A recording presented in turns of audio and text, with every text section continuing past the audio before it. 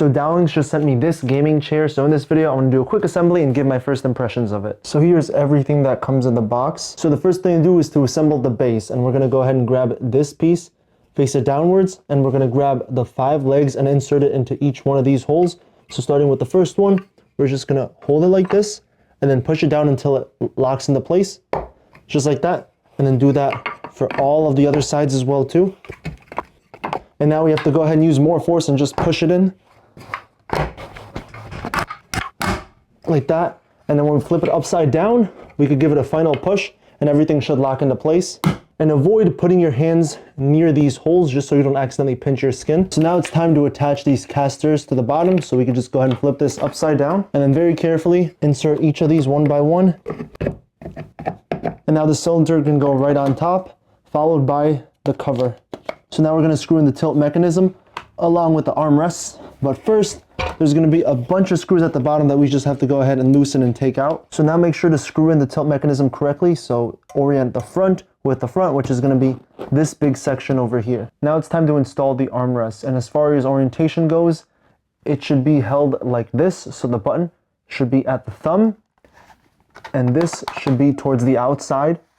So in other words, this one right here, I'm holding with my right hand. This is going to go towards the right side. And this one over here is going to go towards the left side. And then make sure to install these pieces on the correct side as well too. So this would be for the left, and then this one would be for the right. And now to attach these to the armrest themselves, these screws do have to be loosened first.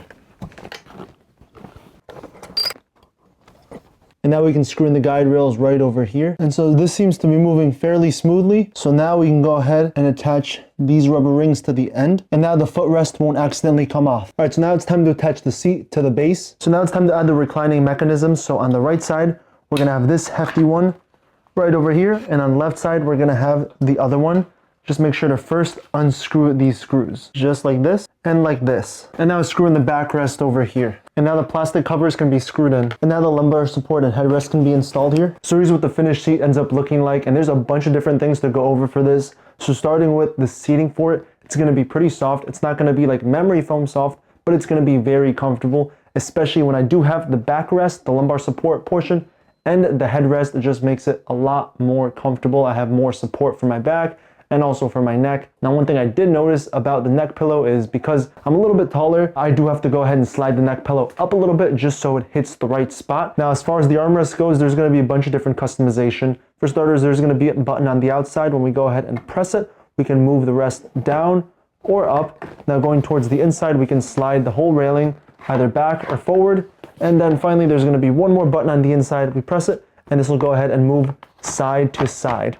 And then we, of course, can go ahead and move these more towards the inside if you like it a little bit more angled, or more towards the outside if you like it angled out. Now, my favorite feature is going to be the reclining thing. I've never had this on a chair before, and we can move from 120 degrees all the way to 165 degrees, and it gets very comfortable. I felt like I can go ahead and take a nap over here. Moving the footrest forward also is going to make this a lot more comforting. Now, the last thing to take a look at is going to be the lumbar support pillow, because this isn't just a lumbar support pillow, it's actually going to be a massage pillow as well too. And when I connect it, it immediately turns on. Now, as far as the massage feature goes, it doesn't feel like a full-on massage chair that you're going to get like kneading that you kind of get in like a foot massager. This feels more of a kind of like a massage gun, like with the vibration going on and off. It's not going to be powerful, like you're not going to get hurt from this.